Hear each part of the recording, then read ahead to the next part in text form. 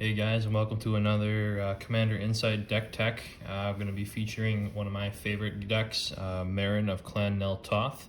As you can see here, one of the feature cards is Phyrexian Obliterator. It's a card that I run in the 99. I also created a whole video on just Phyrexian Obliterator and some strategies behind it.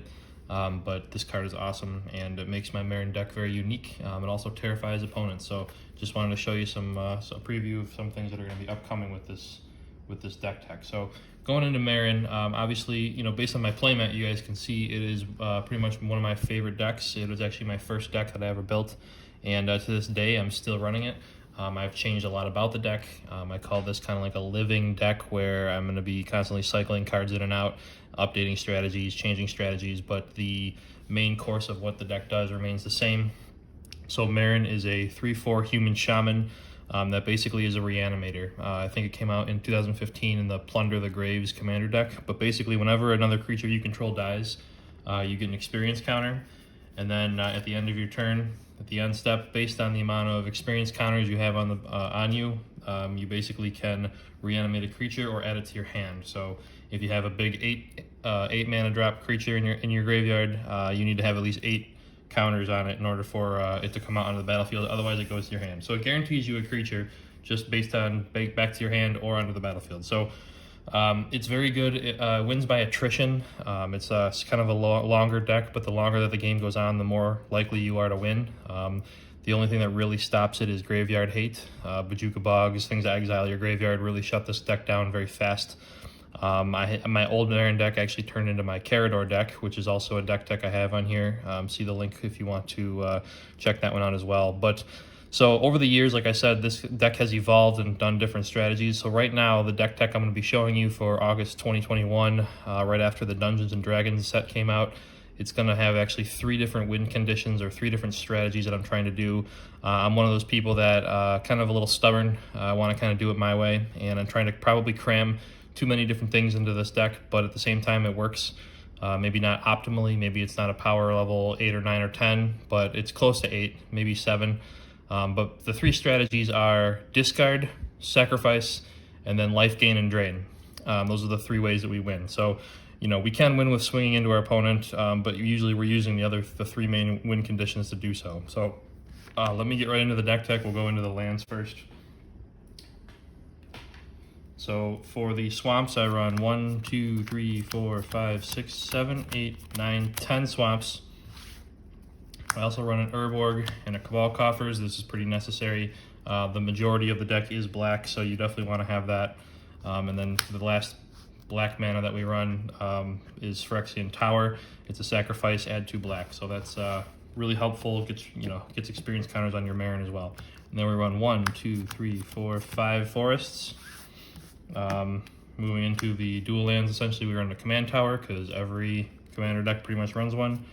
Overgrown Tomb, Blooming Marsh, Twilight Mire, Darkboar Pathway, that's the flip land, Undergrowth Stadium, Necroblossom Snarl, Llanowar Wastes, Woodland Cemetery, and then just for the colorless mana we run 1 Ancient Tomb. We run Gaia Reach Sanitarium because we do a lot of discarding. This card is awesome. You can empty your hand with big creatures, and you can basically make your opponents discard cards as well. So kind of a 2 for there. And then High Market obviously is the last, another great card for sacrificing. And then just to mention some, other lands that we run. One is a Dryad Arbor. It's also a creature. You just can't tap it the turn it comes out because it has summoning sickness, but it's a 0 mana cost creature essentially, but it counts as your land drop. But a really cool thing with this is if this is in your graveyard and you have Meren out, but you have no experience counters, this costs 0, so you can basically bring out a Dryad Arbor for free the turn that Meren comes out, regardless of how many experience counters you have. So it's kind of nice. Then we run Bala, Get Recovery. This is a sorcery, but it's also a flip land that turns into a forest. We run Turn Timber Symbiosis. It's really just a forest. There are times when you can cast this card, but most of the time when I cast it, I'm using the forest. The flip side of this is a land. And then we have Agadeem's Awakening, which is another land that basically is kind of like a reanimation, a mass reanimation. So those are the lands in the deck. Moving on to some artifacts. We run good old Soul Ring, the deck, something that everyone runs. Skull Clamp, amazing card overall. Really, really good in this deck. We run a lot of 1/1s, And essentially what you want to do with this card with your Meren out is you equip it to a 1/1. That 1/1 dies. You draw 2 cards. You get an experience counter. It's a really good engine, and it gets its draw power and kind of gets your Meren experience counters up. Protection, we run a Lightning Greaves, not only just to put on Meren, but really any creature that is really something that we definitely need to stick around. Probably the best artifact of the deck here, Mesmeric Orb. You can usually see them in mill decks, but you want to self-mill in this deck a little bit because you run enough creatures that you want to put them in the graveyard. So this basically, whenever a permanent untaps, that permanent's controller puts a top card of their deck in their library. So essentially it says, whenever you untap something, mill a card. So, if you're on turn 5 and you have 5 lands tapped in your upkeep, or you untap all 5, you're basically gonna mill 5 right on the spot. It applies to your opponents as well, but like I said, it's gonna increase your engine better. Then for some sack outlets, we run an Altar of Dementia. This also can mill you. It can mill your opponents as well. This isn't really a mill deck, so you don't really mill people out. So usually you're choosing yourself just to mill more cards. Then we have good old Ashnod's Altar as a way to sacrifice to get 2 colorless mana. And then we end off the artifacts with a Birthing Pod. We run enough of a CMC spread from 1 to 8 that you can pretty much get anything you want at any time. You just got to go up the scale of the CMC, which is pretty good. So now into the enchantments. We run an Animate Dead. Animate Dead's a great card. You can animate from anyone's graveyard, but you're most likely going to choose your own. We run a Survival of the Fittest. This card is not necessary in the deck. If you have one, use it.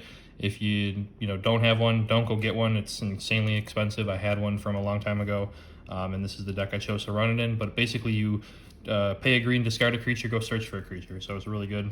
I love Sylvan Library. This is a card I always run in most decks that I can. Because it's top deck manipulation, but it's also draw power. Like you can draw up to 3, take 8 life. That's not a huge deal, especially if you can gain it back.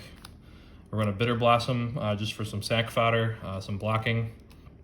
We run Waste Not because we do have a discard package in this deck. So when we force our opponents to discard stuff, we want to get extra value from it. We run a Necromancy for redundancy on reanimation. Redundancy is never a bad thing, especially if your commander has died too many times or you're just not getting what you need. Sometimes it works out really well. I do run a little bit of a suppression, little stacks in the deck. Contamination, I've thought about taking it out a couple times, but it's just too good. It's such a good card. During your upkeep, you have to sacrifice a creature or you have to sacrifice this, but basically whenever a land is tapped for mana, you can only tap it for black. So it shuts down any deck that doesn't run black. And with this deck, if you have Meren out and maybe a Mana Dork so that you can make green with your creature, I mean, you're set. You just sack a creature, reanimate it with Meren, and you can essentially shut the board down while you build up. It's really good. Kind of an oppression card. Speaking of oppression, we run a card called Oppression. Whenever a player plays a spell, they discard a card from their hand. So that includes you as well, but you're going to dump your big creatures while your opponents are discarding stuff and triggering your Waste Not. So really good enchantment. Then we run a Guardian Project for draw. The card essentially says when a creature comes out, draw a card, as long as it's not a token.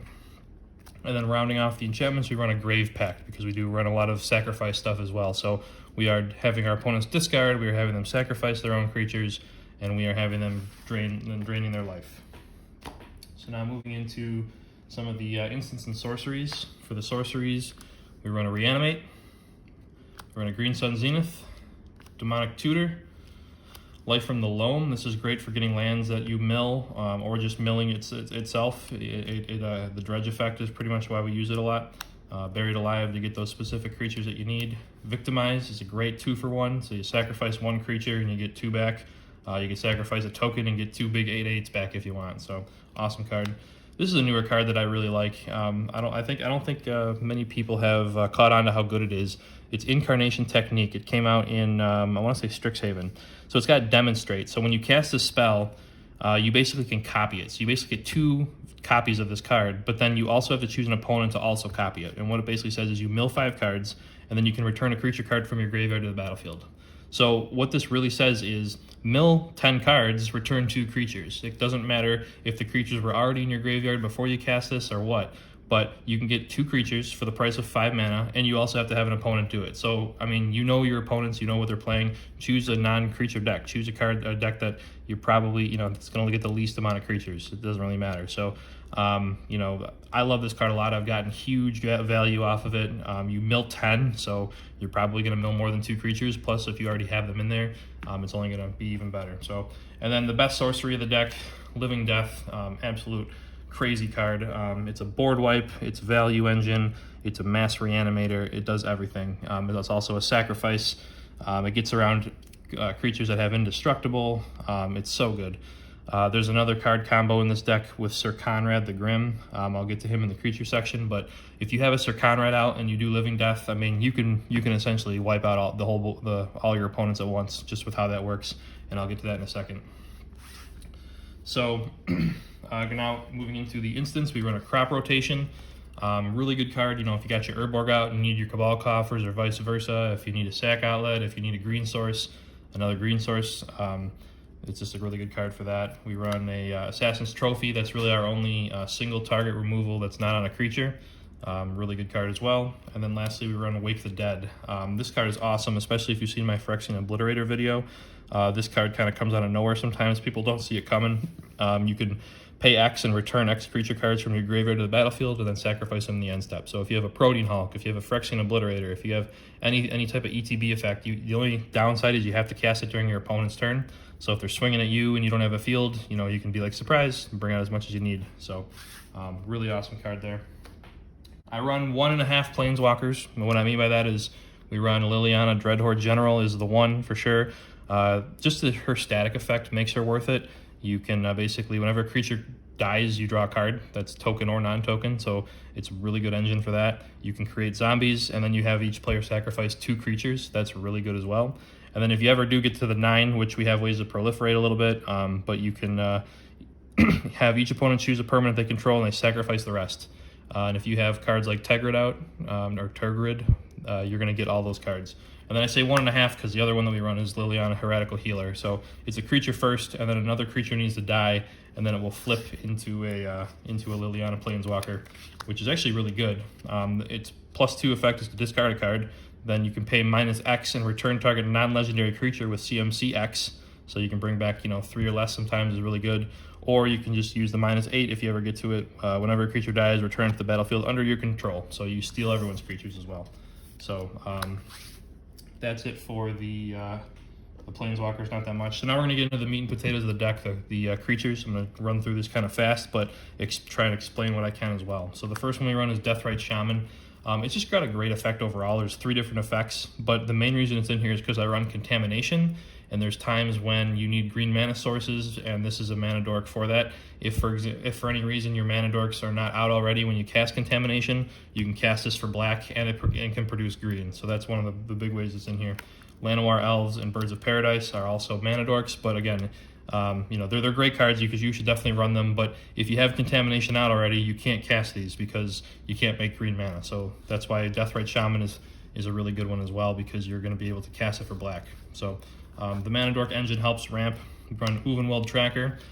This is kind of like a single target removal for creatures. So if you have anything that's Death Touch, this is basically you just throw your Death Touch creatures at your opponent's creatures, and you can basically kill them each turn. So this is a really cool card, very underrated.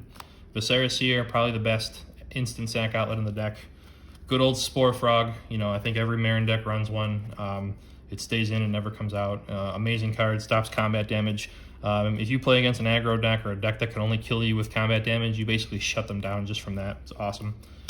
Essence Warden, because we run a life gain and drain, but also just because we play a lot of creatures. So the amount of value you get over the course of a game just by having opponents and yourself play creatures is amazing. Secure Tribe Elder, sack outlet, get lands. Satyr Wayfinder, mills cards, get you lands. Burglar Rat makes everyone discard a card except you. Basically, your opponents discard a card, so a little bit of a discard package. Wood Elves to ramp up a little bit. Rex Sage for targeted removal of artifacts and enchantments. Eternal Witness to bring back the any card, but mainly the instants and sorceries. Ophiomancer, awesome card. If you don't control a snake in your upkeep, you get a snake with Death Touch, so you can basically use that Uvenweld Tracker card to fling all the Death Touch snakes at your opponents, and you keep getting more and more. So just keep throwing 1/1 Death Touch snakes at the biggest creature they fight, and Death Touch will kill the creature, as well as the snake, but then you just get another one in your upkeep. Demon's Disciple. When it enters the battlefield, you sack a creature or a planeswalker, so it can definitely help get rid of planeswalkers.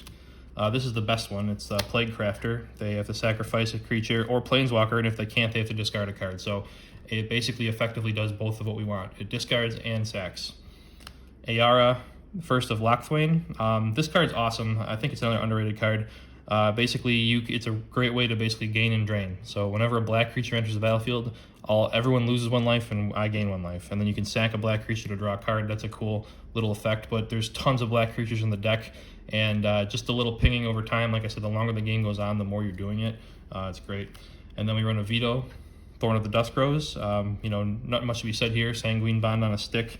Whenever you gain life, target opponent loses that much life, and then you can give all your creatures lifelink. So it's got both in there.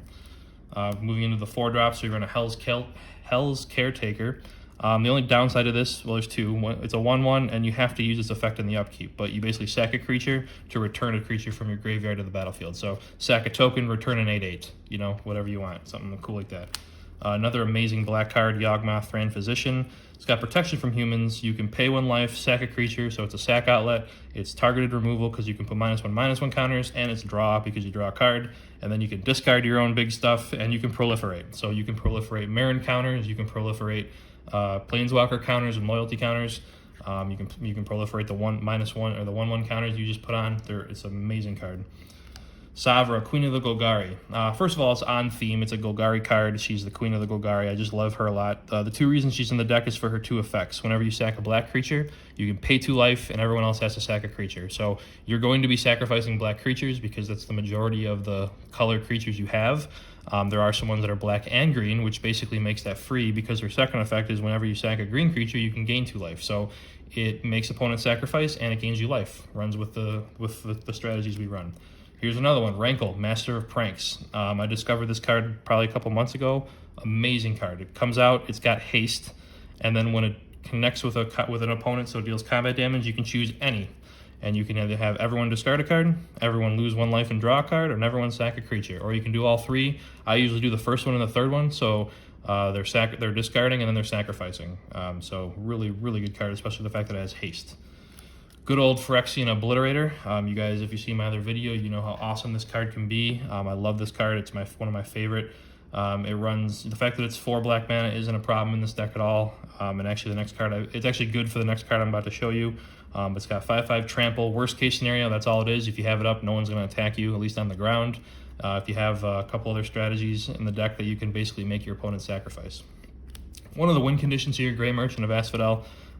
You basically drain your opponents of life based on your devotion to black. So just these 2 right here, that's 6. If you have Meren out, that's 7. There's a bunch of other ones, Arias, 3. So we do run a lot of black cards. So this can get pretty big pretty quick.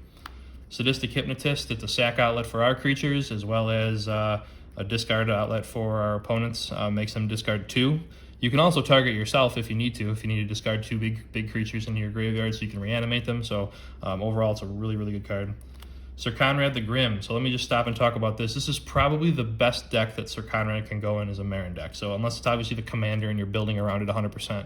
But if it's in the 99, I can't imagine it being in a better deck than Meren. So whenever a creature dies, or a creature is put into the graveyard from anywhere other than the battlefield, or a creature leaves your graveyard, it deals 1 damage to each opponent. So it's got the Blood Artist effect as first, so whenever anything else dies, everyone takes 1 damage.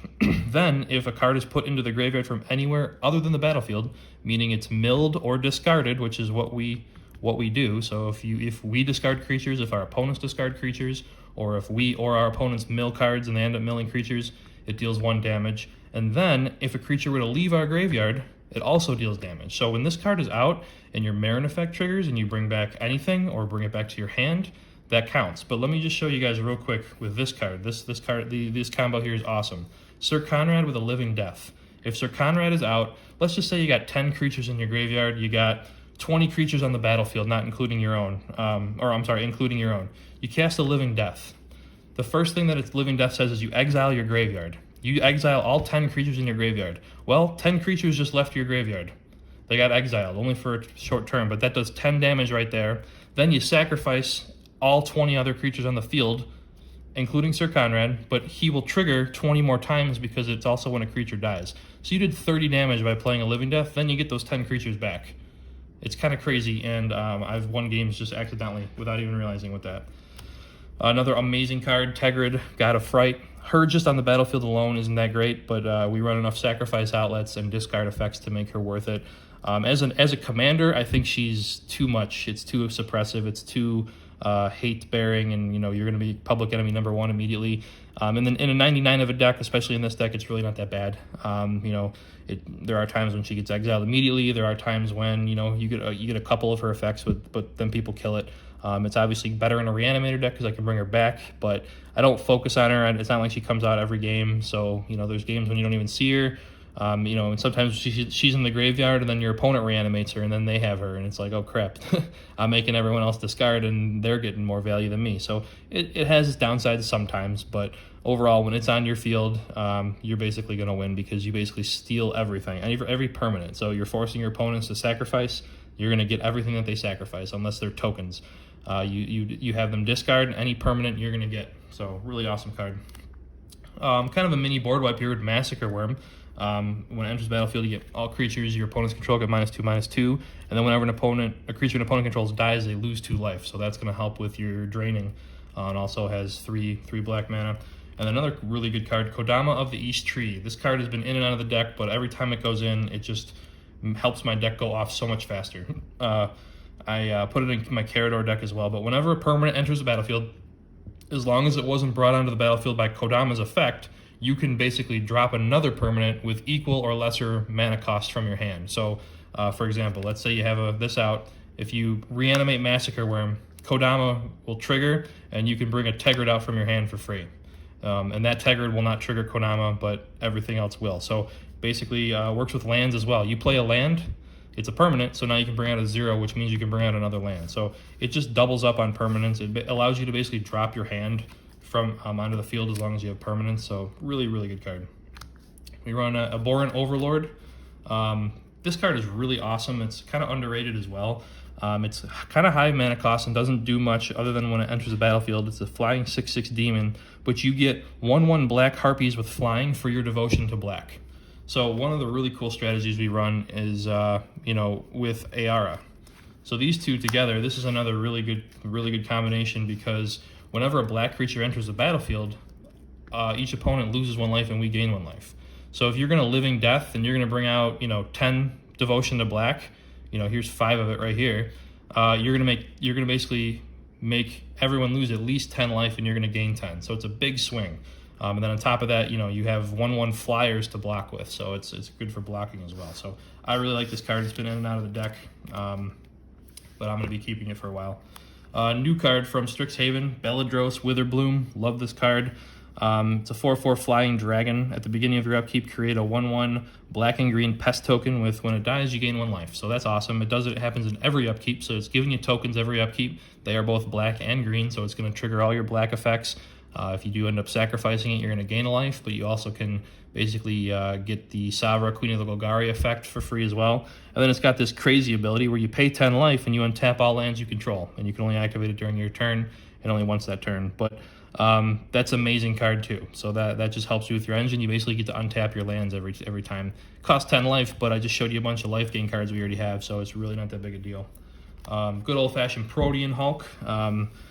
This is just value on a stick. It was banned. It got unbanned, so of course I threw it in. I don't run Mike and Trike. I don't run any infinite combos or 2-card combos. It's boring and it gets stale if you do that. But you want this card to die. It's a 6/6, which kind of seems awesome, to swing in with. So maybe you swing in with it. Get rid of some creatures your opponents control if they block, or you do 6 damage, and then you sacrifice it. And when you sacrifice it, you can go get up to 6. Go search your library for creature cards up to 6 converted mana costs and bring them out. So it can be anything that equates to 6. You can get your free Dryad Arbor. If Dryad Arbor's in the deck, it doesn't matter. You can always get this for free because it costs 0. Just a little tip there. But at the end of the day, there's so many combinations you can do. It's a lot of fun. Spore Frogs, the Ayara, the Tergrid, the Ovenweld Tracker with Phyrexian Obliterator. Whatever you may need, it's a great toolbox thing. New card in the Dungeon D&D set, Lorcan Warlock Collector. It's 7 mana for a 6/6 flying devil. Whenever a card is put into an opponent's graveyard from anywhere, you may pay life equal to its mana value, and if you do, you get to put it under the battlefield and on your side of the battlefield. And it's a warlock in addition to its other types. And then when a warlock you control would die, exile it instead. That just basically says that when it dies, you can't reanimate it again. But you're milling your opponents with Mesmeric Orb, you're making them discard with other discard effects, you're making them sacrifice what's on the field. So those three things are all ways that you can send creatures of your opponents to the graveyard to trigger him. So you're going to get a lot of value off of it. You actually might end up not paying the life because you were so low because of how much you actually end up paying. But, you know, it's still worth it to have him in. Then we got Archon of Cruelty. This is another kind of newer card. It's an 8-drop, so normally I don't cast it. It's usually being reanimated either by Meren or by some of the other reanimation effects, but it's a 6/6 Flying Archon. When it enters the battlefield or attacks, so it's got like the Sun Titan type of effect. So when it ETBs or attacks, target opponent sacrifices a creature or planeswalker, they discard a card, and they lose 3 life. Then you draw a card and gain 3 life. So it's a big swing in value. They're sacrificing a creature, which you want them to do because you might get it. They're discarding a card because you might get it. They're losing 3 life, so you know that's the point of the game, is to get the people to lose 3 life. Then you're drawing a card and you're gaining 3 life, and if you have a veto, you can now ping someone else for 3 life. So it synergizes with all 3 of the strategies we're trying to run. And then last but not least, we run Razaketh the Foul-Blooded. Of course, it's such an amazing card. It's a demonic tutor on a stick. It's an instant sack outlet. You are drained life for a little bit, but you sacrifice a creature, another creature. Basically search your library for a card, put it in your hand. So that's pretty much the deck. You know, I change it out a lot. There's a lot of little cards that come in and out. You know, in a week, if I were to do another deck tech, there might be 3 or 4 cards that I'm trying out or took out. But right now, this is the build I'm running. The strategies are the same. Drain your opponent, gain life, make them sacrifice to slow them down, make them discard to basically hinder their resources. If we need to, we cast Contamination so that it basically shuts them down altogether. I'm not always happy about that. And what's nice about Contamination, for those who are like, oh my god, he runs Contamination, is just to mention you can get rid of it basically by just not paying the upkeep cost.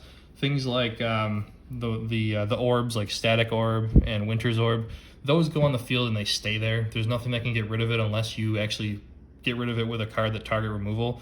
This card can basically just sacrifice itself. I can be like, all right, I've had enough fun. I'm just going to sacrifice it and not pay the upkeep and get rid of it. So I'm not a monster, but when I'm about to win, it's definitely necessary. So, all right, that's my deck, guys. Let me know what you think. I know this video is a little bit longer, but I'm trying to really talk about all my strategies and why I run what I run. I just absolutely love the deck in general. This is another Reanimator deck, but the Golgari, the green-black colors, there's just so much you can do. There's so many options, creatures, things that are just, that you can cast instant sorceries that will help to suppress your opponent and win by attrition. So let me know what you guys think.